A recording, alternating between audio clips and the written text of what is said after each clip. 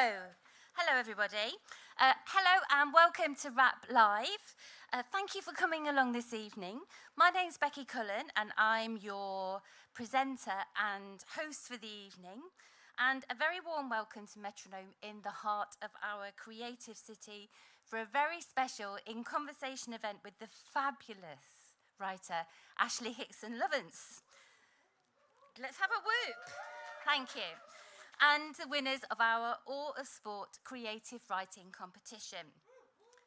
Yeah, whoop. Thank you. This evening is brought to you by Curated and Created, Nottingham Trent University's Arts and Culture programme.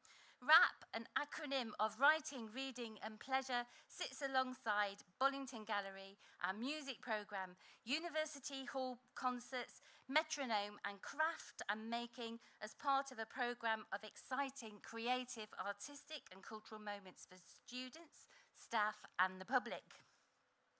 I'd also like to say hello to any guests who are joining us online. Feel free to post your comments. Everyone can follow us on Instagram at rap_NTU and post their cute pics of the evening.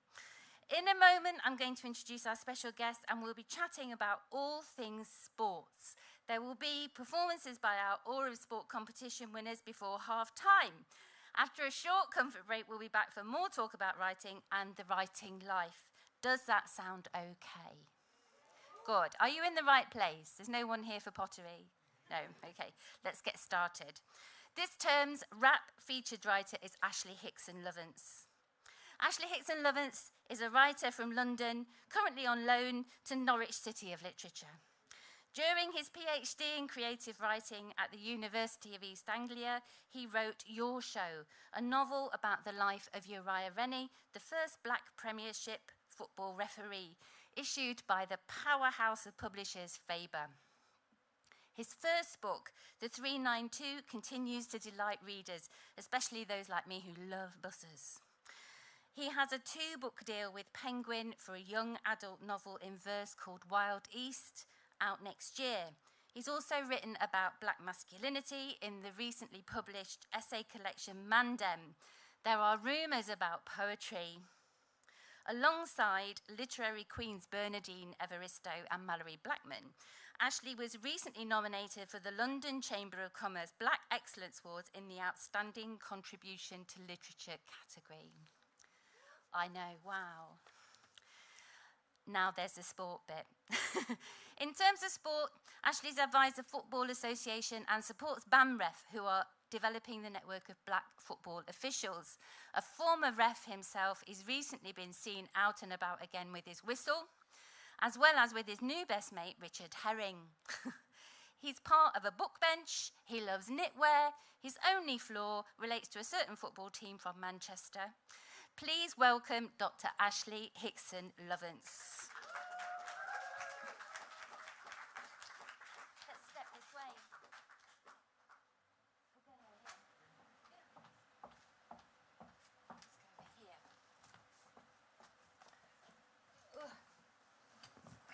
These chairs are really odd. And are really uncomfortable. Slouch. Right. Okay. So, hello, Ashley. Hi, Becky. Thanks for having me. You're very welcome. Thanks for coming. Welcome back to Nottingham. So, you've been very busy today. You've been to Nottingham College in Basford. Basford, not Basford, like That's I said right, earlier. yeah. Basford. You have met some of our ambassadors and the Black Leadership Programme and some competition winners at a literary lunch. Yes. Yes. With brownies, delicious brownies. Delicious brownies. How are you finding collaborating with Nottingham? It's not the first time you've been. So what kind of relationship do you think you're developing with us, and how do you see the city, really? I think mainly because of you, Becky, and you and the whole sort of rap team championing my work from, the 392 days 4 years ago. I've really grown to love the city. It's a really vibrant city with international students. It's a real melting pot. There's lots of bars and lots of spaces for people to interact and engage creatively. So I've really I've honestly really grown to love Nottingham. The only thing that I'm slightly scared of is trams, because they go quite fast, and yeah, I'm just a little bit scared of trams. But generally, yeah, Nottingham has been really good to me, and I always love coming here for Notts TV, for rap stuff, for school visits. Yeah, I owe a lot to Nottingham as a really beautiful city. Oh, it's really nice, and we love having you. So thanks for coming back again. I wanted to ask you about teaching and writing to start off with, because I know that you've done lots of teaching in different settings. So you've worked in pupil referral units, you've worked in secondary schools, you've worked in a college today, you've been working with us in higher education. What is it, do you think, about writing that is a way to communicate with people and to encourage something in them to develop? Yeah, I think it's a real passion of mine, working with younger people, and showing that literature and reading and writing is for everybody. As we sort of alluded to already, this morning I was at Nottingham College, and I was speaking to students who are all either studying construction or animal care or something, and they were an English GCSE resit group, and so for whatever reason they didn't engage with the literature at school, and having to sort of try again, so to speak, with their course. And yeah, for me, literature should be for everybody, no matter what walk of life you come from, or your credentials on paper, or your backstory. And that's why I wrote 392 the way I did. I wanted it to be very voice-driven and rough and raw around the edges, because I wanted it to engage with people who may not like reading or consider themselves reluctant readers, to use that lazy phrase. And it's something I'm passionate about. The words that I write, the stories that I write, I hope will always go back and always hark back to the core of who I am and where I came from. I'm a very proud. I live in Norwich now, but I'm a very proud East Londoner. And if I was saying it earlier to everybody at the lunch, the very delicious lunch with the brownies, that if my boys from Aloysius don't read my work, it means I've done something wrong. It means I'm being too.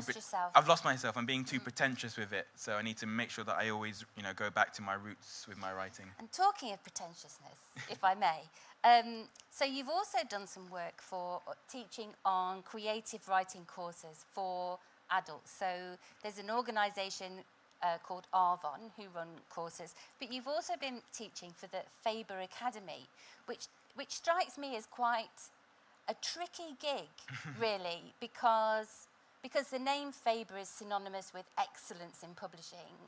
So I just wondered if there was any difference in the kind of teaching that you're doing there, or is it the same issues coming up again and again and again, but in different ways? Yeah, so I do. I don't mean to imply they're pretentious. No. But I am sort of. Sorry about that. No, you do it. No, this is a safe, honest space. Yeah. No, I do get what you're saying. There is this gravitas with Faber or even Arvon, and both organisations work really hard to try and debunk that idea that it's only courses for only sort of those homogenous groups of rich white men or rich white middle class, whatever it is. And they do a lot of work to try and debunk that, but it does exist. There's no doubt about it. An Arvon course costs hundreds and hundreds of pounds. A Faber Academy course costs hundreds and hundreds of pounds. And I suppose they are making strides in trying to make it as accessible to a wider range of groups to participate. For instance, what I do is, I'm very proud. I'm a very proud black man, but the source material I use is very important. So, I actually put the course together for the Faber Academy, writing beginners fiction. No, that's another course I do. Getting started beginners fiction, and I make sure that I have a wide range of different writers from different groups. So I have the Bernardine Evaristos, I have the Derek Owusus, I have some poetry in there as well, and I make sure that the source material is as diverse as it can do. So yeah, it's been an experience, and I'm still learning.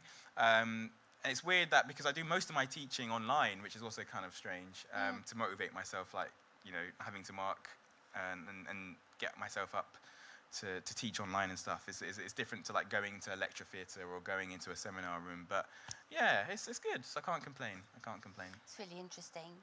Thank you. I want to know about your show, which is I've seen it in lots of different bookshops all over the place. I've seen people looking at it everywhere.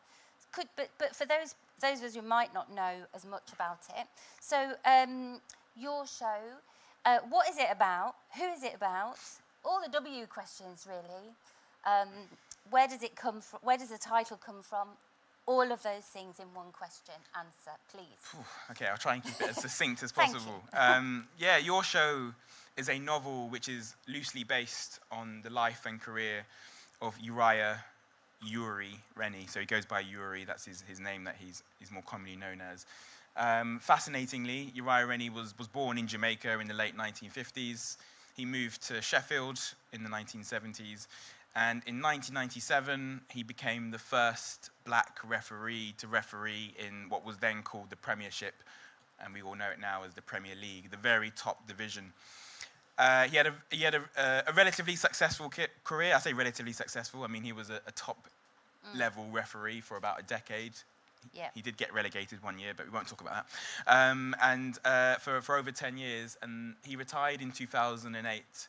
And there hasn't been a black referee in his position in the middle of the pitch, you know, controlling players, keeping the game under control, and giving yellow cards and red cards since. So it's been 15 years, and Uriah Rennie is the last black referee to be in the middle.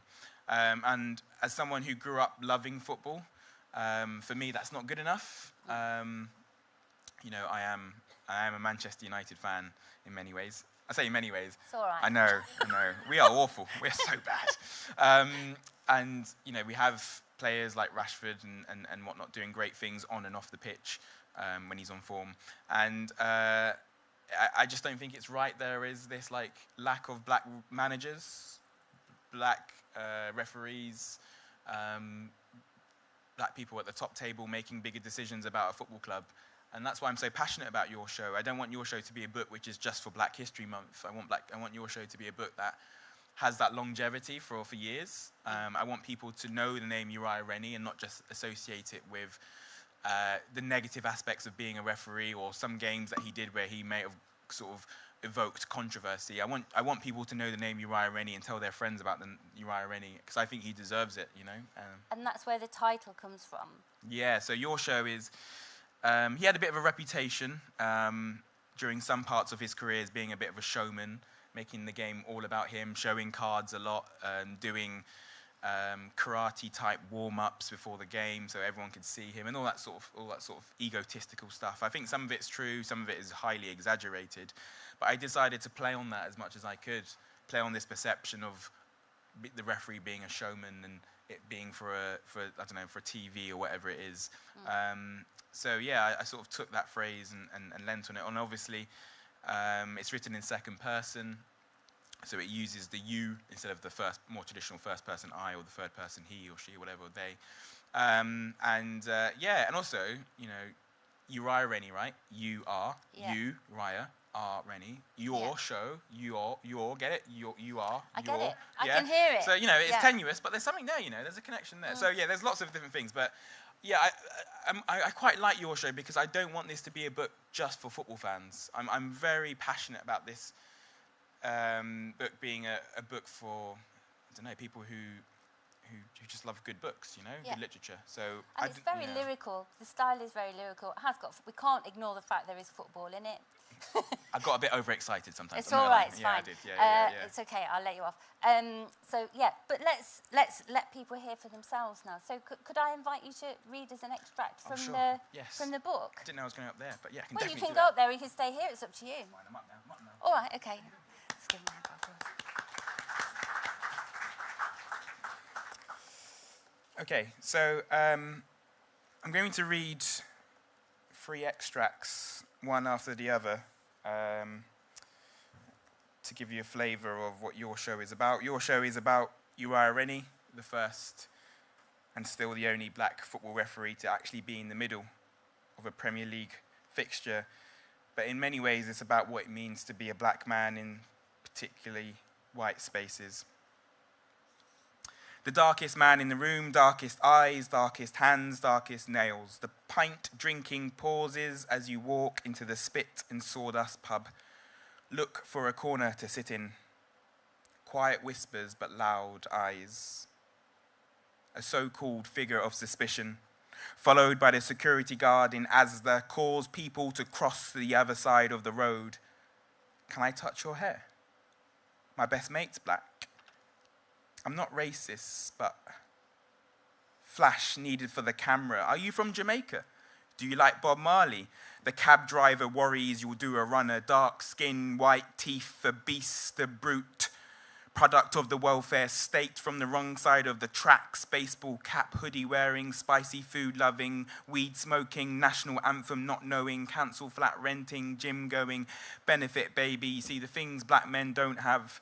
The innocence, the better pay, the equal opportunities, the tools to break through the glass ceilings, the right not to remain silent, the freedom, the free reign, the voice to be heard, the love, the crack of the whip, the protection from the whip, the arm around the shoulder, the second chance, the same finances, the nicer car, the detached house with a sun-warmed south-facing garden, the corner office with the leather-bound books, the power to just be free, the uncomplicated relationship with their father, a barber based outside the big cities who can cut black hair, the lot.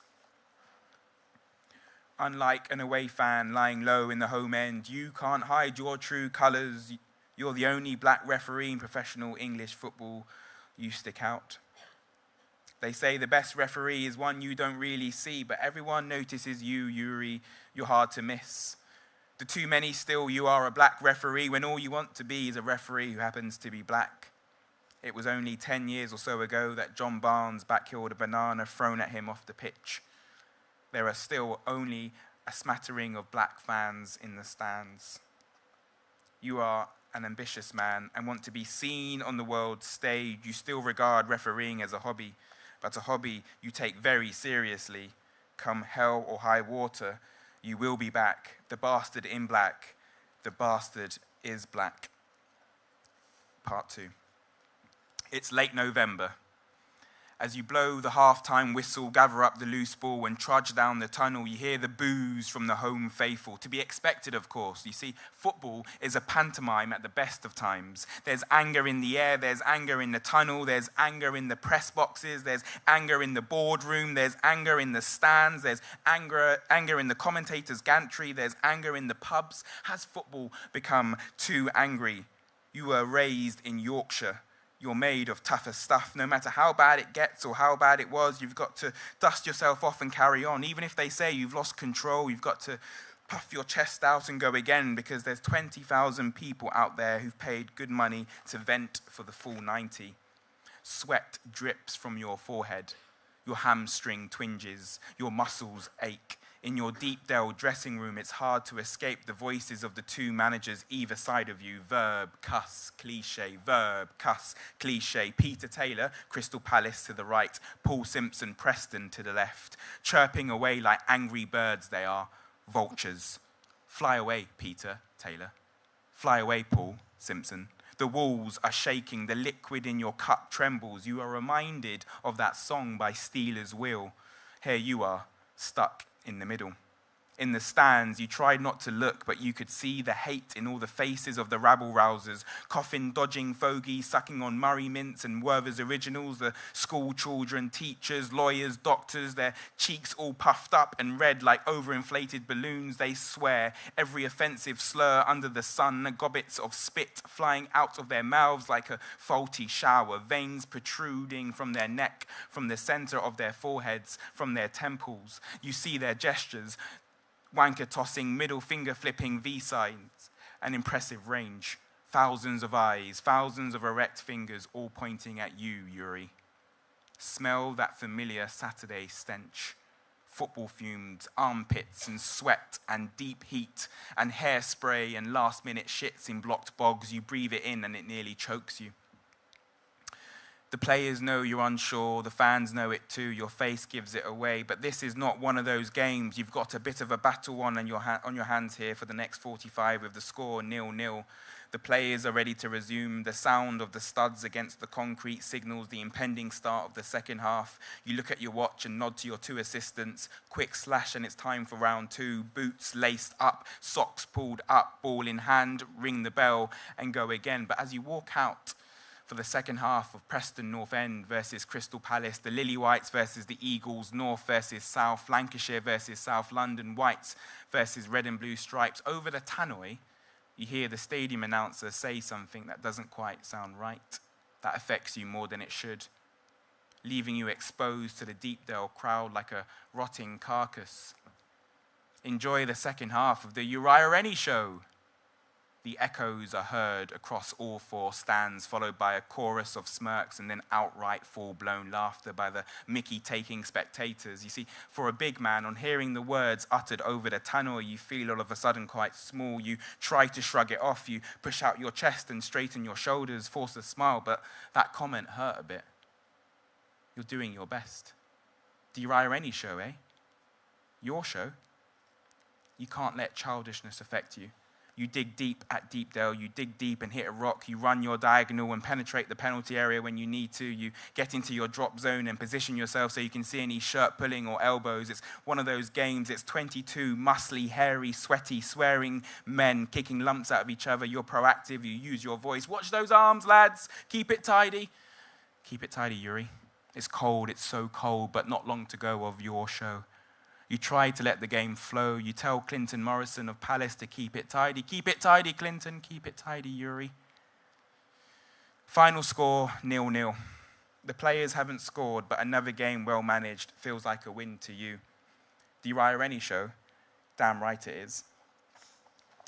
And final extract, I'm just going to read 2 pages just to give you a flavour of sort of the poetry of what I was trying to capture of a football match, the sort of incessant dynamism, the end-to-end, to and fro of a good game.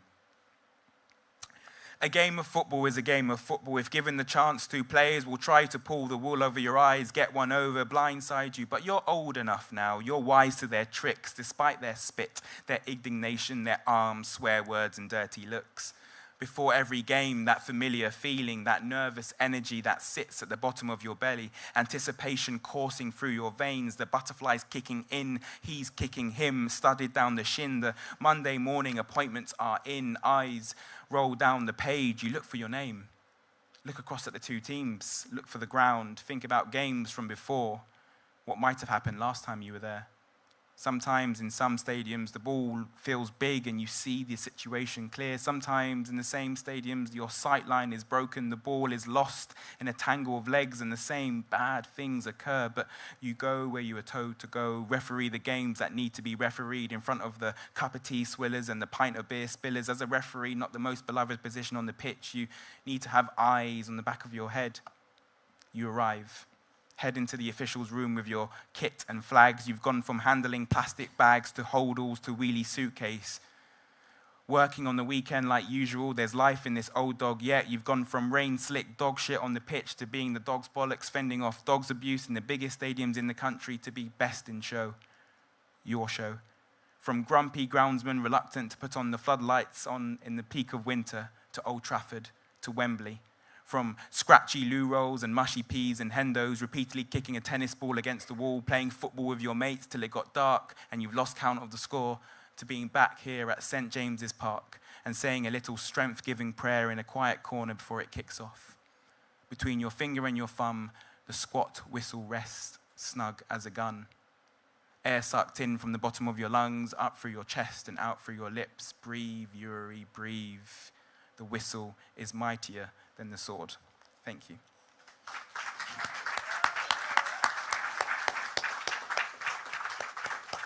Fabulous. Ashley, how much do you love a compound adjective? A lot. A lot, yeah. Thank you very much. So what I'm going to do is I'm going to call in a substitution to add some fresh legs to the evening.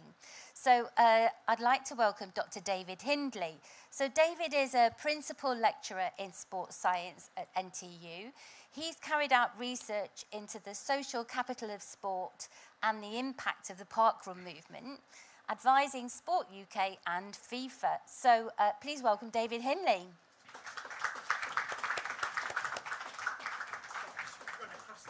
Yeah, like Joe Biden. Oh, he's running on. Maybe not like Joe Biden. Yeah. Thank you, Becky. Oh, you're very welcome. So, David, have you got some carefully prepared questions? Funnily enough, I have. Okay, it's almost as if we planned it. Right, I'll just sit here now. Okay, Thank you. we can relax. Okay, so Ashley.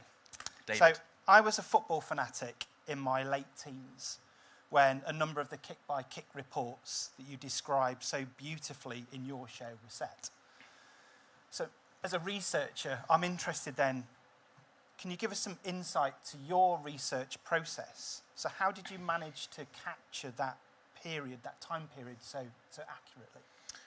Yeah, so it's a good question because Uriah Rennie made it to the Premier League and his first game was in 1997, and I would have been 6 then. So yeah, a bit too young to know really who he is and what his role was, or even care about referees that much, I'm sure. Yeah, so research was important. I had this idea for your show before I had the idea for my debut. So your show obviously is my second book, and 392 is the first book. But I had the idea for your show long before I wrote my first book. I used to be a referee myself, or still do a bit of refereeing now and then, and I knew that I wanted to find out more about, this particular figure. It was hard being a referee. Imagine being a black referee. So I always knew I had to, I wanted to write this book. I managed to get his email address through a contact over a contact over a contact, a friend of a friend, and he was, sensibly a bit unsure about the project to begin with, but eventually I sort of won him over, and he is such a great man. He's done a lot of work for the local community and charities, and he's still very much alive and very much a sort of visible presence in the Sheffield community. And when I told him it was for my PhD, he said, "Okay, let's do this." He agreed to do it. So I managed to get about 5 hours of material, nearly 6 hours of material of him speaking. I asked him questions about his early life, his upbringing in Jamaica, and then moving to Sheffield as a teenager.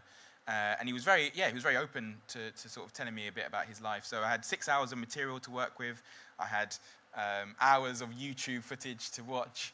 I even bought match programs from games that he refereed on eBay. It was literally just a range of different sources I could have used, and ultimately did use. I was given the opportunity to go to Jamaica for research, and because the first few chapters of your show is actually set in Jamaica, and as I was basically about to go, the pandemic struck, which meant I couldn't go. So it was a big blow, and I still haven't gone. But I managed to ask a few family members about, sort of what was it like growing up in Jamaica in the 50s and 60s and whatnot. So that helped. So yeah, I just used all the tools in my arsenal to try and write this really sort of three-dimensional biofiction of Uri, but without making it too detailed. For me, the most important thing was making sure that the writing was fizzy and full of pace. So even if you're not a football fan, you're just absorbed by, the fizziness, the compound adjectives, the alliteration, the rhymes, whatever it is. You're just compelled to read on. Brilliant. You mentioned earlier about how long Uri's career was, so spanning over a decade, over 170 matches. So how did you select the matches to include in the book? Yeah, I could have gone. This book could have easily been like 100,000. It's about 60,000 words. It could have easily been 100, and thank God it isn't 100. Definitely wouldn't sell any copies. But it could have easily been more because obviously, like you say, he refereed hundreds and hundreds of games from, the Northern League, semi-professional, up into the Premier League. But I decided, as I was writing, now I don't plan anything. I'm such a, to use the writing term, I'm a proper pantster. And I was about halfway through when I realised that the biggest controversies seemed to involve Newcastle United. And as soon as I sort of realised that, I was like, okay, so there's my narrative thread there. So most of the big games happen at St James's Park, which is where Newcastle United play. because he seemed to, for whatever reason, he was the first and I think the only, or one of the only, definitely the first, maybe one of the only referees to send off Alan Shearer. He also sent off Sir Alex Ferguson to the stands. Basically, every time he went there, someone got sent off, which made it fun. And yeah, there always seemed to be this place where controversy seemed to happen. So I really played on the Newcastle theme and the black and white theme, and I thought that worked really well. I mean, even the hardcover, is sort of like a Newcastle United like kit, sort of the black and white stripes, and this idea of being a black man in a white world.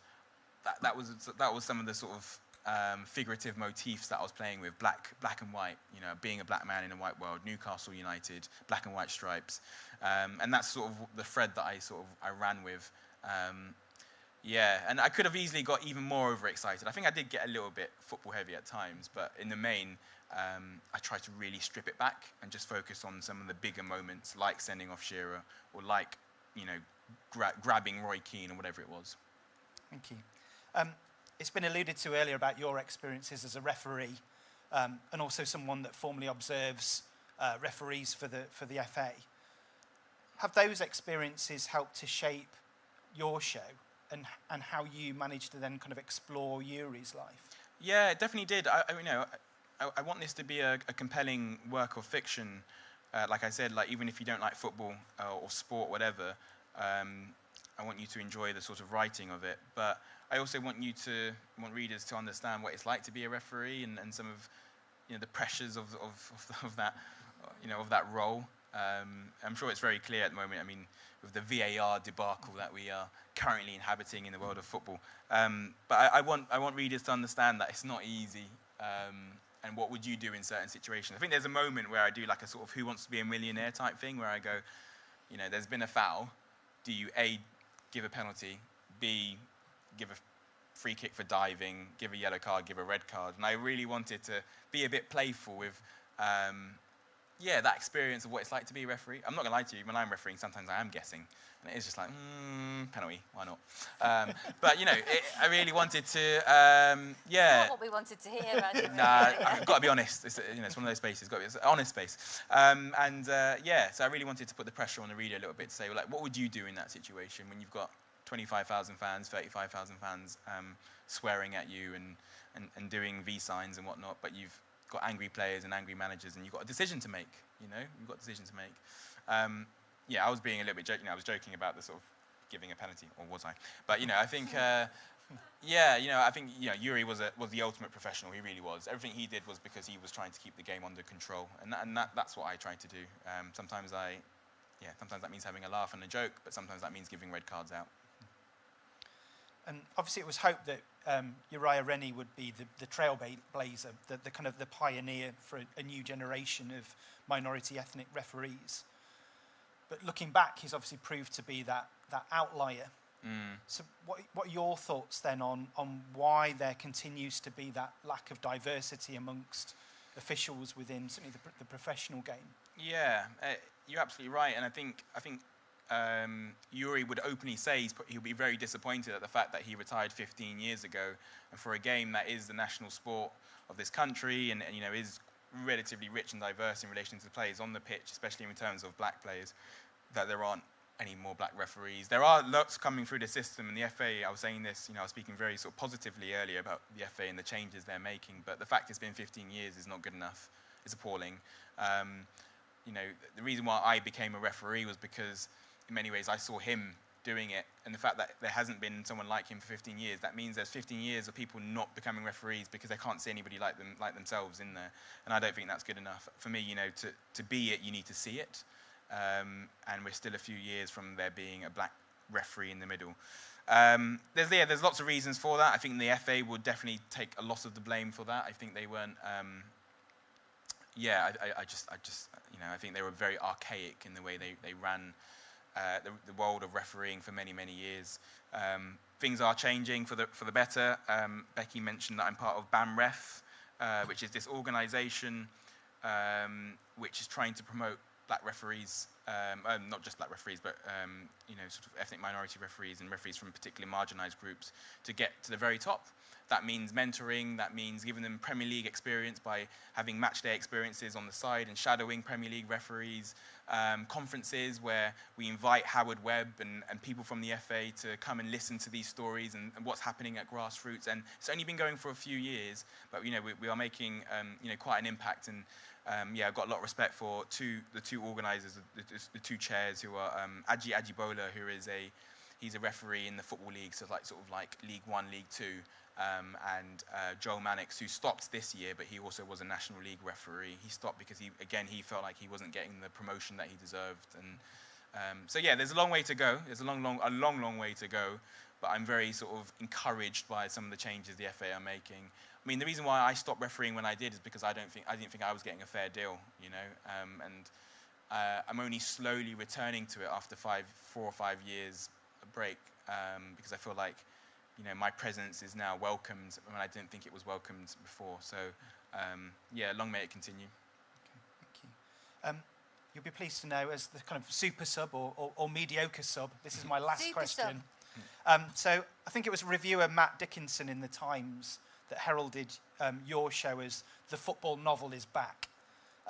Firstly, do you agree with that kind of classification of your book? And then secondly, did you draw any inspiration or influence from fictionalised accounts of the football world? Yeah, I think I quite liked the review, mainly because when the 392 was published, my first book, it was such a, it was published by an independent publisher, an amazing independent publisher called Own It, and it was very, very sort of small scale, and the books hadn't even arrived until literally 2 days before release day, so it was all very last minute. So we didn't have time to send it out to reviewers, didn't have time to do any of the marketing buzz, we didn't have any proofs or ARCs, we didn't do NetGalley, all those sort of things that you do to get a bit of a pre-release buzz. So I didn't get any reviews for the 392, and reviews, whatever, they shouldn't matter as much as they do, but sometimes, and actually don't really matter as much as they do. But so all I wanted for your show was to get one review from a newspaper, from The Guardian, from The Times, or whatever. So the fact that they even had any sort of print space for me to say the football novel is back meant a lot to me. So much so I didn't even read the rest of the review, but I think it was all right. I think it was all right. But yeah, that's the quote they went for the cover of the paperback. And yeah, I think what he was alluding to was predominantly the work of David Peace and Damned United and Red or Dead.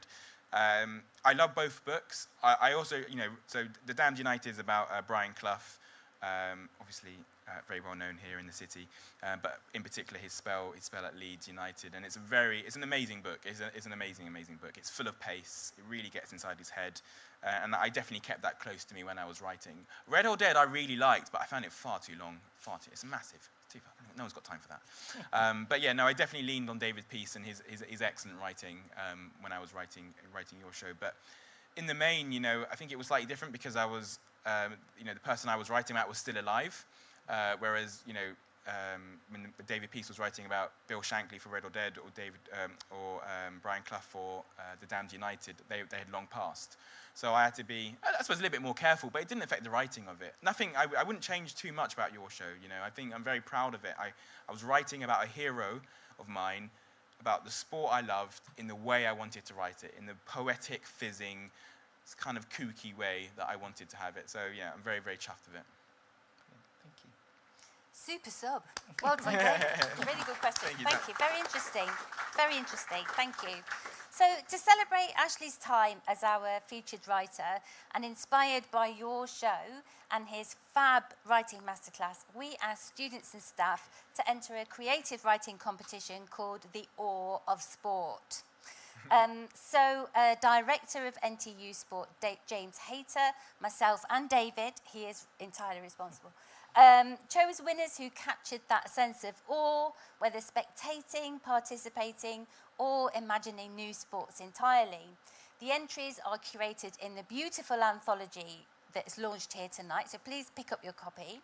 And we're delighted that some of our winners have agreed to share their pieces. Just as an overview on the winners, because all of them are can't be here with us this evening. So Kalakani Kafani wrote a piece about being a match-saving sub that showed some really fancy footwork as it sprinted across the stage and arced magnificently into the goal. Claire Suzanne and Victoria Callas both describe learning to swim. Claire's piece was full of perseverance and repetition as her strokes and lines gained traction. Victoria's beautiful description of her mum learning to swim as a child, a cliff and a push, is a little bit different. Annabelle Murray wrote a fabulously sharp-eyed account of Zugzwang, the moment in chess where you force your playing partner into complete submission. John Lewell wrote his way into succeeding at the game of publication. The judges particularly enjoyed the lyrical piece of In Search of a Tench by writer and economics student J.L. Sugden, whose first novel, Plagued, has recently been published. This piece rippled with imagery, casting its line into the reader's imagination. Laura De Vivo's piece captured the excitement of being a spectator in a baseball stadium, representing the heart-in-your-mouth moment known to all sports fans. Our two staff winners, Phil Juggins and Elaine Crowe, wrote very different pieces, but they were both characterised by astute observation and a confident narrative voice. All of these winners have sporty or book-related prizes, including a signed Forest shirt, Notts County tickets, Notts County Cricket Club tickets, and Nottingham Rugby Club tickets. Ooh, thank you. So, let's hear first of all then from Claire Suzanne with her piece, Taking the Plunge. Claire.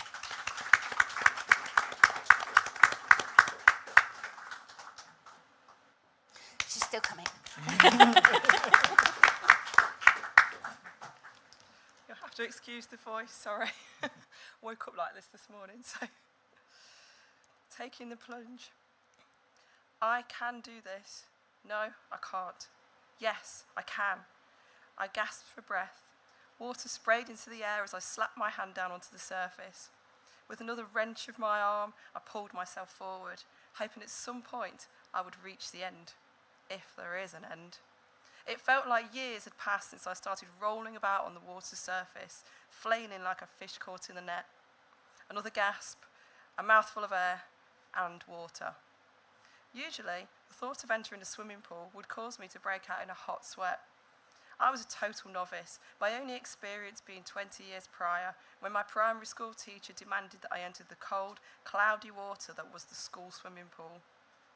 My hair jammed into an elastic hat that dug into my head, my eyes stinging as I tried over and over again to fetch a brick from the murky depths, my body shivering and my teeth chattering. Was it any wonder that I couldn't swim? But not anymore. It was time to make a change. I had to conquer my fear, and the only person who could do it was me. No more avoiding trips to water parks. No more running from the sea in fear of being swallowed by a wave. No more hammering heartbeat as I sat on a boat, wearing a life jacket designed for 10-year-olds. No more excuses. I felt like a fraud the first time. Even those in the slow lane could swim. But as I lowered myself into this time with the clear, crystal water, its warmth enveloped me. The water was protecting me, telling me I was safe. I can do this. As the weeks went on, it became easier to maneuver myself from the shallow end to the deep. Without fear, without panic, I propelled myself forward. 10 lengths became 20, 20 became 30. The shuffle became a glide, the glide became a stroke. After a year, I was in the fast lane, 100 lengths per hour, timing myself against the clock, pushing myself forwards, faster, faster, faster. I felt strong and fit. My confidence soared. Taking the plunge not only taught me to swim, it taught me that with a bit of determination, anything is possible. Thank you.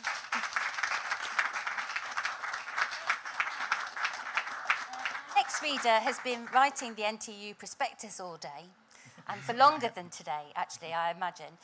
So I'd like to welcome, please, staff member Phil Juggins.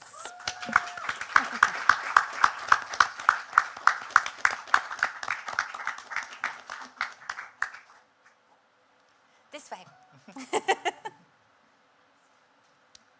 Let's snap again. Yes, I can. Thank you.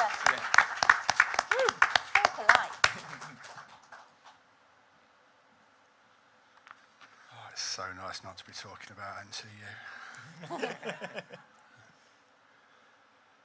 A postcard from the Notts Youth League, under 15s, Division 4.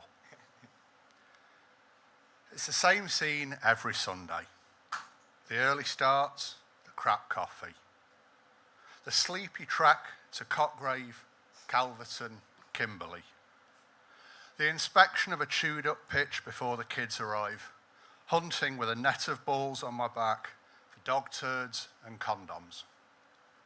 I found a needle once, speared into the centre spot.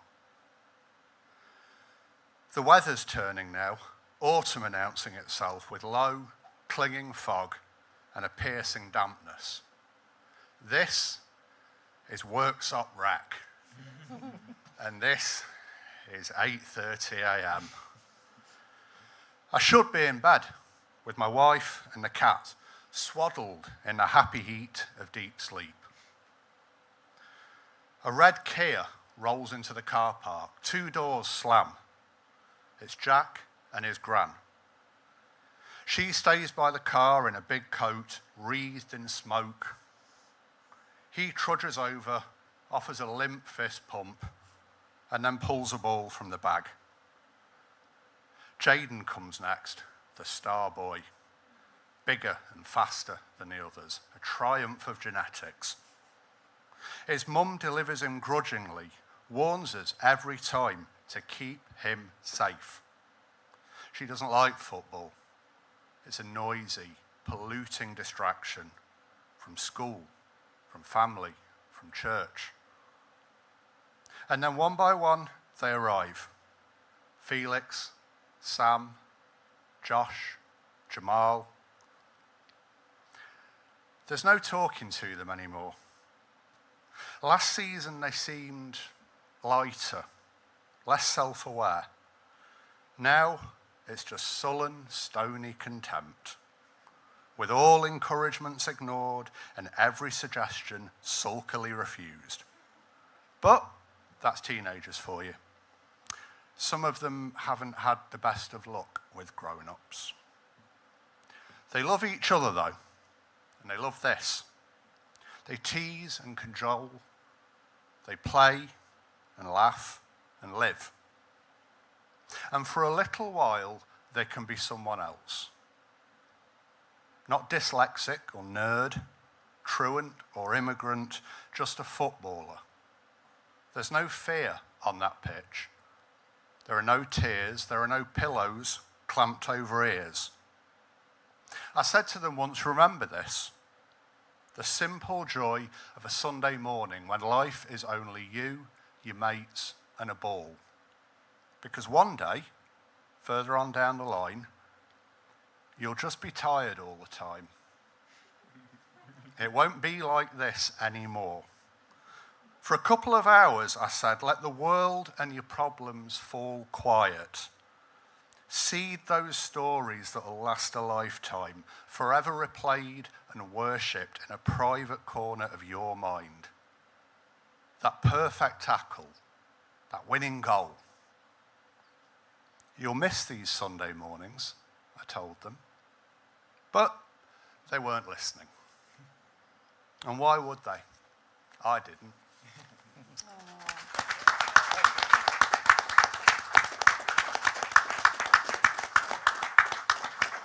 Thank you very much, Phil. Our overall winner of the competition is Liba Ali. Liba captured the judges' attention with her poem, Here I Am. She wins a cash prize. Thank you. And the chance to see a section of her poem made into a new public piece of art on at the Clifton Sports Hub.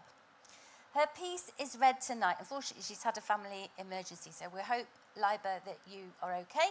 Her piece is read tonight by one of our rap lead writers and leader of NTU Islamophobia Awareness Month, Ramisha Rafiq. Thank you, Ramisha.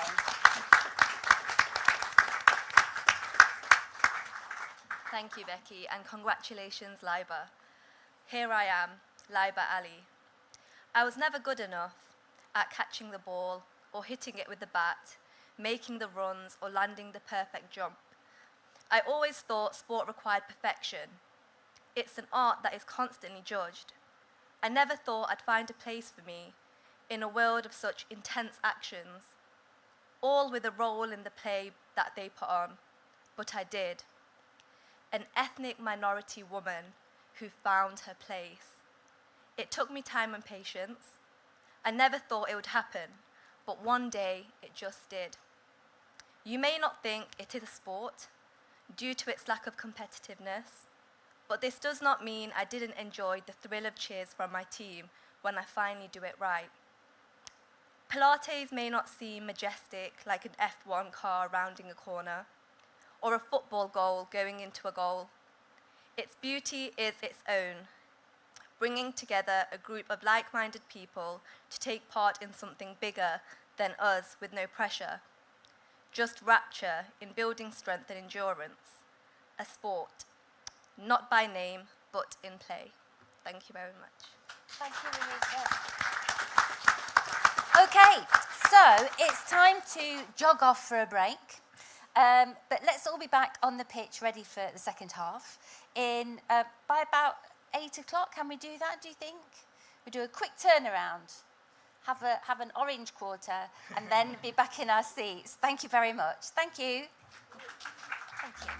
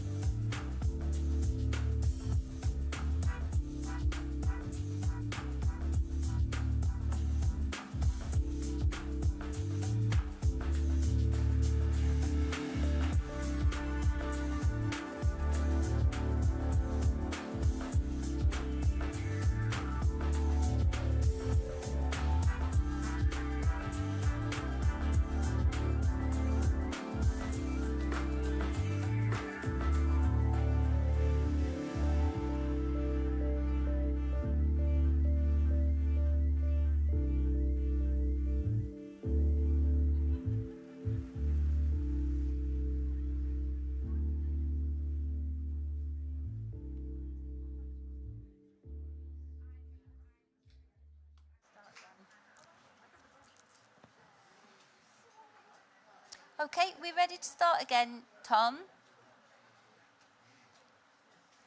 Thank you. Welcome back, everybody. Welcome back. I'm joined this evening by Ashley Hickson-Lovence, author of The 392, Your Show, and Wild East. Thank you.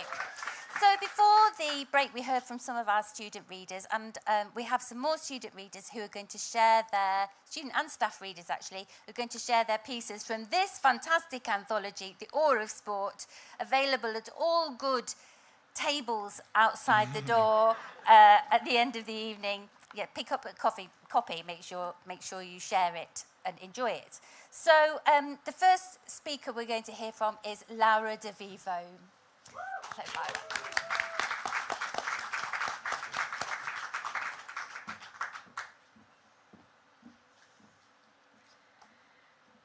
Swing, batter, batter, swing, batter. Don't you think it's odd how no one is really watching this baseball game? They seem more concerned with the pretzel man, I say to Dan, observing the disinterested crowd around the Yankee Stadium. Up to bat next, Derek Jeter, comes the voice over the loudspeaker. They will now. He's their best man, Dan says, turning and nodding at the attentive eyes behind us. Jeter approaches the home plate. Both pitcher and batter prepare for battle, displaying their prowess like ostriches. They lock eyes. It's game on. The pitcher leans back, then launches forward and releases the ball. I hold my breath and watch it spin through the air on the big screen. It contacts the bat with a crisp snap and rebounds skyward. Jeter empties his hands and sprints for first. I'm out of my seat, dancing from foot to foot. He passes first base. Away from the diamond, all the fielders scramble for the spinning orb. They need this man out. He flies past second with the spectators' undivided attention. 46,000 people stunned into silence. Jeter claims third with urgency, glancing across the field, searching for the ball. I feel sick. I cling to Dan's sleeve. I bury my head in his shoulder. I can't bear to watch. The stadium bubbles, all waiting for that moment. Whose will it be? For the third time, the ball has a trajectory. Run, batter, run, I scream, drawn into this all-American game. As though he hears my lone voice, Jeter picks up pace. The ball is coming. All fans' eyes are on the player. The atmosphere is palpable. My stomach flutters. He hurls himself across the home plate a nanosecond before the ball settles into the cupped hands of the pitcher. Jeter scores a home run. The home side erupts. Beer flies from cups. Strangers hug strangers. Children in replica shirts cheer. I jump on Dan, as invested as anyone. We're only New Yorkers for a week, but from this day forth I will always be a Yankee fan. Dan laughs, patting his chest. That was cool. The euphoria calms. Everyone sits and resumes the hunt for the elusive pretzel guy. Play continues. Thank you, Laura. Next up is Kalakani Kafale.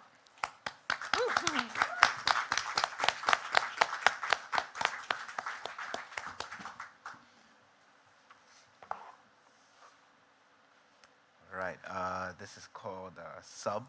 It had no title at first, but they gave it the title Sub. That's pretty cool. Thank you for that. Cool. 20 minutes past 5. Kickoff started only 25 minutes ago, but each ticking of the second hand feels like an eternity. Cars in traffic are set up in an ultra-defensive 5-3-2 formation, ensuring that nobody can get past them with ease. I close my eyes and visualize myself with a ball at my feet, slithering and slaloming through the revving engines and red lights. The driver tries to strike up a conversation, but all I'm interested in is striking a ball. Eyes still shut. I hear a distinct roar, the type that can only be made in a Malawian stadium. We're almost there. 20 minutes to 6. I fly out of the taxi, almost forgetting to pay my fare. Keep the change, I shout, as the driver looks bewildered at how quickly I dart for the football pitch. He wouldn't believe how much quicker I am on it. I zoom to the away bench and give my coach an assured nod. His worried brow sinks into his face, and and he paces anxiously up and down the touchline, as if each second that passes feels like an eternity. The game is tied at 1-1, with 7 minutes left on the clock. Before I can even sit down and gauge the opposition, he tells me to get ready. Left shin pad on first for good luck, and then right. Right boot on first as homage to CVG, and then the left. It's time. I lurk on the right wing for the dying minutes of the game. Lovely weighted through ball to me to latch onto. Past one defender, past another, and a huge clatter. Corner. I'm one of the shortest on the pitch, but I'm in the box anyway. As I wait for the delivery, I look at my teammates, breathless but still battling, bruised but still defiant. The ball is launched into the box. Bodies mesh and blend, and every player is jumping as though they're trying to reach the sun. Eyes closed. A huge smack on my forehead sends me crashing into the turf. Goal.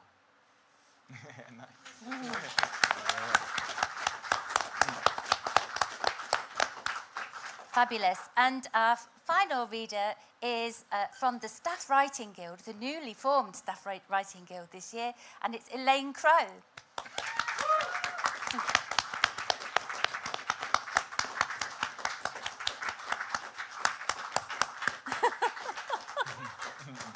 It's very good. Yeah, come on, Elaine. Yeah. Woo!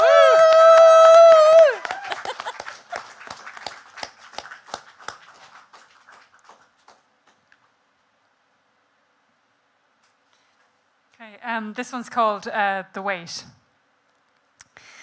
The first time Sarah saw the clash of wheels, she gasped, shrinking terrified into her teacher's,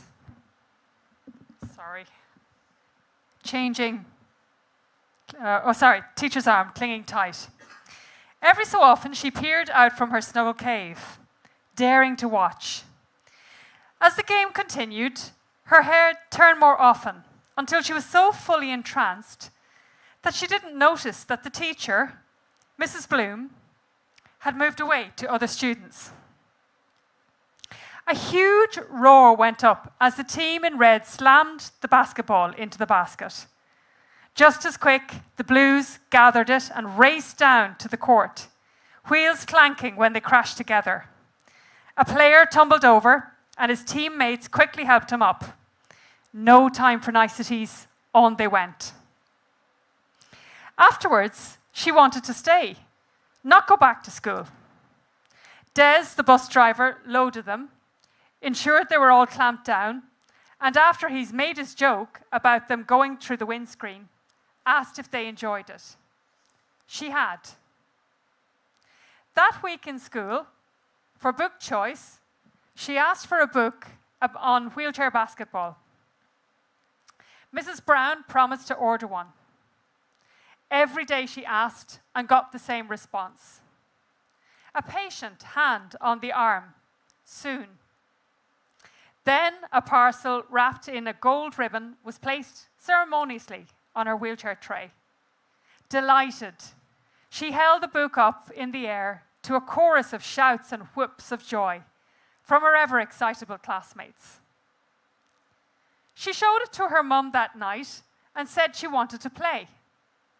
Love, there are no teams around here. That was that.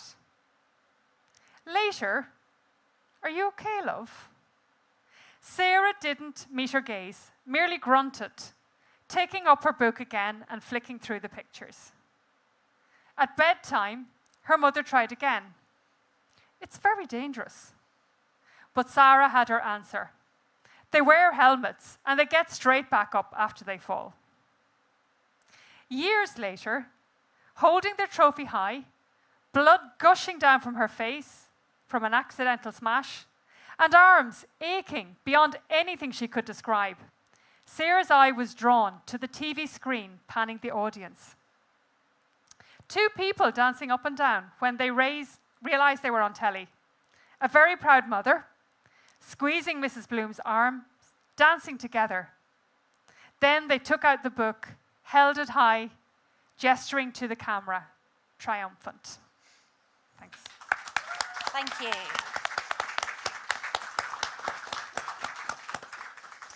So, Ashley Hickson-Lovence, we've got about 15 minutes of this conversation left, and I want to leave some time for you to talk about, well, to read from Wild East, which is your new novel of a 2-book deal coming up next year. When is it, May? May next year. Okay. Yeah. But I've got a question, because what I really love about your approach, I think, is the way that you say publicly on Twitter, not always, but publicly on Twitter, I'm going to write a book about Uriah Rennie, and then you do it. I don't know how much time there was between the tweet and... Quite a few years. All right, Quite okay, a few years. okay. Yeah, All right, yeah, okay. yeah. But I just wondered, where does that, or what would you say to other writers who are perhaps struggling with confidence, or with what direction to go in, or how to plan their work, or perhaps they're not writers, but they feel as though they have something they might want to say? And what have you learned, I suppose, from your process that could inspire other people? Yeah, it's a really good question, a really important question. I think I'll start the answer by sort of just praising everybody who's read today. Yeah. It's not easy to go up into a space, however safe we've made it this evening, but it's a very vulnerable thing to read out your words that you've been writing, often in isolation on the computer. So basically, another round of applause for all the amazing writers. Genuinely, I think you sent me the anthology a couple of weeks ago now, and I had a look, because I wrote the sort of foreword at the beginning, and I was generally really impressed by the quality, because it's so hard to try and capture the dynamism and energy of sports, whether it be swimming or basketball or football. It's really hard to do that, the emotion of it. Chess, fishing. Yeah, we got all sorts. Really, honestly, a massive credit to everybody who's written something, performed something. I think the quality's been so high, and that's huge, and celebrate those wins, because that's massive, to go out there and sort of share your work. There is no right way to write. It can be on your phone, it can be on your notebook, it can be in the library, it can be, if you're lucky enough to have a study. I'm very lucky. I do have a study space. I moved from London to Norwich, so I could afford a little room where I have to write, and I never use it. I never use it. There is no perfect space to write. I like writing in front of Bargain Hunt or something, there is no perfect environment or perfect space. As long as you get the words down, that's all that matters in that first instance. You cannot edit, you cannot finesse, you cannot tweak, you cannot beautify words that do not exist to begin with. So just keep adding those lines when you're tired, when you've got stuff to deal with, family to deal with, wherever it is. Just keep adding lines somewhere, notebook, phone, computer. It all adds up. It really does add up. And never stop believing. Whatever your ambition is. If your ambition is to finish the first ever short story you've ever written, you can do it. If your ambition is to write a collection of poems, you can do it. If your ambition is to win the Booker Prize, it's hard, but you can bloody well do it, You can bloody well do it. And I think just always keep that drive, keep that belief, and keep that sort of hard work and rigor. I think anything is possible. Oh, that's fantastic. Thank you very much for the advice. I noticed... sorry, that didn't sound very sincere. Thank you very much for the Thank you very much for that advice. The other thing is, there's a lot of playfulness in your writing. So you play around with form, with language, with rhythm, with pace and tone and structure. And your next book takes that a step further, I think. Do you want to just preface or say a little bit about Wild East before you do your reading? Yeah, sure. Yeah, so Wild East is written in verse, so it sort of deliberately has a lot of rhyme and half rhyme, alliteration, sibilance, all that sort of those poetic features that we did at GCSE and stuff. Why is the question? Why? Why? Because I like it. Yeah. No, because I wanted to have this sort of rhythm and pace and musicality. For me, the chapters of Wild East are like songs in an album. I really wanted to try and capture, and the main character is Ronnie. Ronnie is a 14-year-old boy, and he loves music.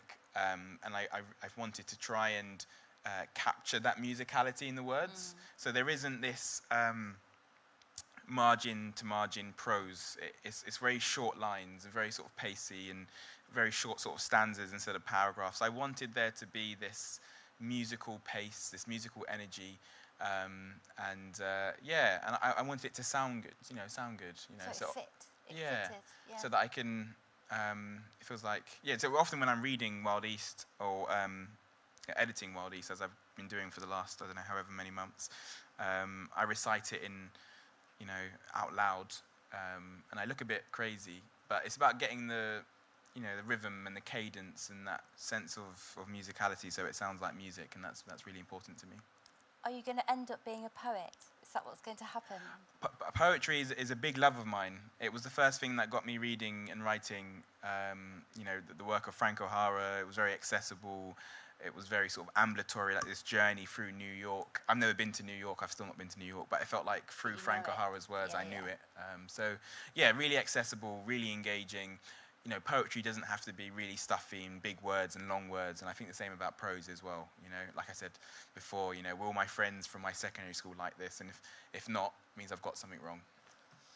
Brilliant. The boys from Aloysius. Boys from Aloysius, yeah. I will not forget them. Yeah. So, would you like to read a section for us? Sure. Do I have to go over there again? You can go wherever you like. Can I sit here? Is that right? Yeah, I'm so lazy. I'm just so tired. No, it's interesting. We talked about this idea of the boys from Aloysius. So Aloysius is a secondary school I went to in North London. It was an all-boys school, a Catholic school, and reading really wasn't the done thing. But I do have them in the back of my mind when I write. Whenever I write something, I'm like, will they like it? Because when I wrote the 392, not all of them, but a few of them said it was the first book they read cover to cover for years and years, and that's something that I'm keen, that will always stay with me. And it's interesting that we talked about this idea of boys from Aloysius or school friends or secondary school friends, because the first chapter is actually loosely based on a real event. So a bit of a trigger warning. It's about the death of a friend back in 2007, and he's someone that I went to Aloysius with. Unfortunately, he lost his life a few years into sixth form. Now, we weren't that close at secondary school, but we became close at sixth form. His name was Nars. We became close at sixth form because we were one of like 5 people who went to the same secondary school and then went to the same sixth form. Our secondary school was in North London. Our sixth form was in West London. I lived in East London. It really was really, really far for us back in the day. Yeah. And his name was Nars. And unfortunately, a few months into sixth form, he lost his life. I've depicted a version of what happened as the first chapter of Wild East. It's not exactly what happened, and that's the great thing about creative writing, that you can take sorrow and grief and joy and you can manipulate it and you can exaggerate and you can use hyperbole, and that's what I've done with the first chapter of Wild East, which I'll read. So I've changed Naz's name to Maz. And the main character is Ronnie. And Ronnie and Maz are on the bus. And for some reason, there are some boys at the back of the bus starting trouble. And it sort of kicks off a little bit. A glance as sharp as a broken shard of glass, his dark eyes slicing souls open with crystal clear precision. On the top deck of this 43 bus, we've become targets locked in his vision. What are you looking at? He says. His words are all jagged and pointy. They're loaded like a strap and hanging heavy, weighty enough for every other passenger to hear. We didn't know that we were looking at him, not really, Maz and I, no more than a little peep if we were. We certainly didn't mean to cause offence. We've just been chilling, in all honesty, like chatting and joking around, doing stupid impressions of our teachers and stuff, but this guy sat at the very back is getting all riled up. Oi, did you not hear me? He says, louder than before. His voice is all strained and spiky. What are you looking at? He seems to be addressing me now only. He sat with this other guy, quieter, but looks just as menacing. They're both like 16, 17, 18 at a stretch, maybe. Either way, they're just a few years older than us. And unlike Maz and me, they're not in school uniform. I think they've got it twisted because I know I've never seen either of them before. Coming from where I come from, you remember every spot, scratch, or scar of someone's face, so this must be a case of mistaken identity, I'm sure. The two of them sit sprawled across the 5 seats at the back, and we're sat half turned to them. Maz is on one side, me on the other, just a few rows in front on the top deck of this double-decker bus. The current scene of this unprovoked but not totally unexpected verbal attack. You see, when you live in London, you can't ever let your guard down just like that. Me and Maz, best friends since year 7, same form class school football team. We always got this bus together home, took it basically every day from our school in Archway, past Holloway and Highbury, along City Road, through Islington and into Hackney. See, Maz is mad good at art. Wants to do it next year for GCSE. He's a guaranteed grade 9, easily one of the best in the year, maybe even the whole school. He's good at doing realistic portraits of people and landscapes of the city. But this picture here is not looking pretty. In seconds, the mood has shifted. This guy's serious, and now the blood's proper thumping under my skin, as painful as punches to the ribs. He's angrily pointing his fingers at me, and his fury is hard to ignore. We're definitely looking at him now, even if we weren't looking at him before. Nothing to say, yeah? He says, again, just speaking to me specifically. Not a big man anymore, yeah? He adds, rising from his seat now aggressively. We can't take this, can we? Maz has had enough and starts to speak up, taking matters into his own hands on my behalf. Calls him names in reply, names that this guy deserves undoubtedly, but still feels strange to hear at like 4 in the afternoon on a Wednesday. But I suppose he's got the right idea. We can't look weak, made to look a joke by this joker talking silly in front of all of these people, just like 10 minutes or so from where we grew up, where we were born and raised. The other passengers seem to ignore what's going on completely, or what might be just about to happen. They only half look. They only half care. This disagreement, a minor inconvenience they can forget about in 5 or 10 minutes. Some of them saw Stormzy the other summer headline Glastonbury, so instead of getting involved, defend or protect, they read a Guardian book review or scroll through ASOS for something to wear for their work summer barbecue. This is the youth of today. This is what they do. Through anger is how they communicate. Blame the Mayor of London, Sadiq Khan. Blame drill music. Blame bad parenting. Allow this. Come, Ronnie, suggests Maz sensibly, as he gets up and heads towards the stairs of the bus, quickly ready to get off before all hell breaks loose, before this all gets out of hand. The passengers breathe a sigh of relief and get on with the rest of the day, and maybe, just maybe, that's the end of it. This drama to them like a scene from Top Boy on Netflix. But as we stomp down the stairs, Maz is spouting parting shots. I'm staying quiet, scampering behind, trying to keep up. Without even looking, I can hear footsteps follow us off.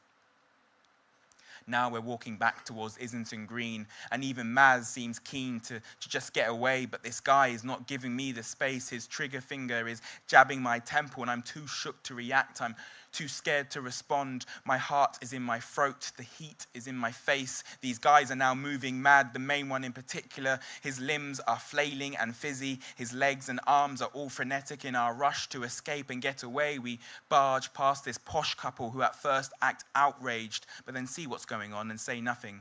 She's brunette and wearing Birkenstocks. He's wearing khaki shorts and camo-coloured Crocs. I see the tightness of his knuckles as he grips her hand and leads her away from the impending commotion. I clock his watch. Could be a Rollie or an AP Audemars, and he's brave for wearing one of those around these parts. But at this moment, he's not the one in danger. We are. Because this guy's now bobbing about like a boxer, but it's not his fists that he's threatening us with. No. There's too much fury involved now. He's in too deep to back out and seems ready to match words with actual action. There's something shapely in this boy's tracksuit, recognizable from playground stories or films, music videos on YouTube. The sunlight is gleaming off his shiny forehead. Droplets of his sweat spread and start to drip as this scuffle spills from the pavement onto the streets. And Maz is shouting back now. He's not letting it go. It's not what he knows. But when the guy's hand dips, I duck. Me and Maz, best friends since year 7, same form class school football team, but he's in real trouble here because now it's 2 against 1. I've gone. I'm fleeing the scene at speed, and as I break into a full sprint and glance back, I see a glimmer of a knife edge, the stainless steel shine of a black-handled 7-inch. You see Maz, weaponless, of course. His only defense, his desperate pleas, is flawed. The liquid pours. His blood. my tears. Oh, it's incredible. I can't wait to read it. I can't wait to read it, and I think you should do the audiobook. So, thank you very much, Ashley. Ashley's around for a while to sign copies of his books, and if you've got any follow-up questions, please feel free to ask them. But that brings us to the end of tonight's event. It's gone so quickly. Our next event is no less than the Slamavision Grand Finale on the 5th of December. So it's the International Slam competition. It's like the Eurovision of poetry, and it's here. You can bring your sequins aplenty. So book your tickets. We've got Annie Cross, who's an NTU student representing Nottingham, and yeah, I wonder if we'll make it the 3rd year in a row that Nottingham has won. Come on the 5th of December and find out. So, thank yous. Thank you very much to Metronome for your professionalism as always, and pizzazz and making us look really good. Thank you to Dave Hindley. Thank you to Jane Beckson for sourcing all our sporty prizes. You are always top of our league, Jane Beckson. Thank you to you, our audience in Metronome and online, for joining us. Thank you very much. And thank you, I think it's the end of my script. Yeah, thank you very much to Ashley Hickson-Lovence. Thank you. Thank you.